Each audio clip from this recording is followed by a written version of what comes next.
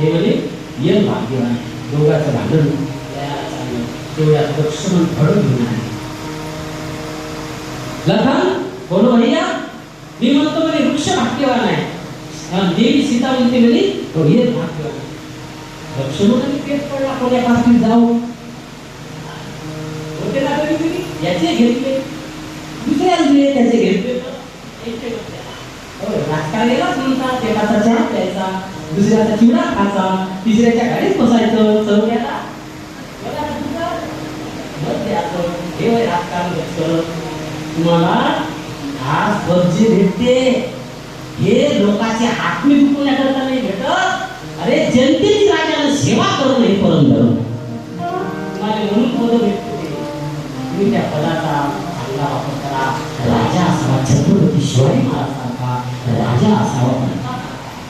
या भारताला जे नाव कळलं ते त्या भरत राजाने कळले. कृष्णचंद्र भगवान लक्ष्मण कोण्या पार्टीत जावं दोन्ही आपल्याच आहे.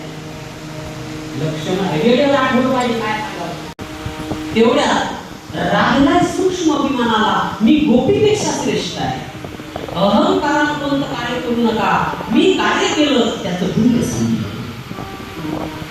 भगवंताने एका झाडाला लटकून दिलं राधेला आणि भगवान निघून गेले. आता राधेला अभिमान येईल का? राधा तर हो अवस्था आहे भक्तीची. तुमची आमची अवस्था आहे बाबा. राधेला नाही अभिमान येत.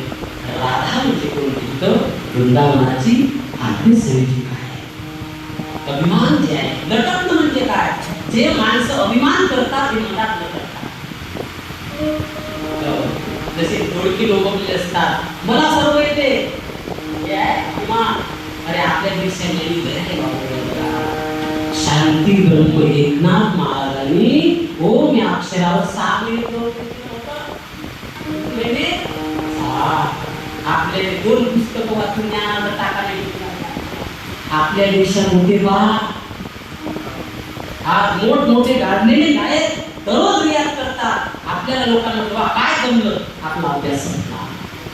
आनंदीत शिकत असताना गुरुजीने वाक्य वापरलं होतं तुम्ही किती मोठे झाले तर महाराज समजू नका विद्यार्थी समजा.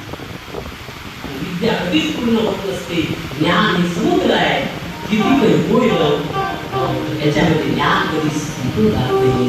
राधा रडायला लागली आणि राधा भगवंताला रडायला लागली देवा मी अभिमान केला तो आता जवळ राधा ढूंढ रही किसी ने मेरा साथ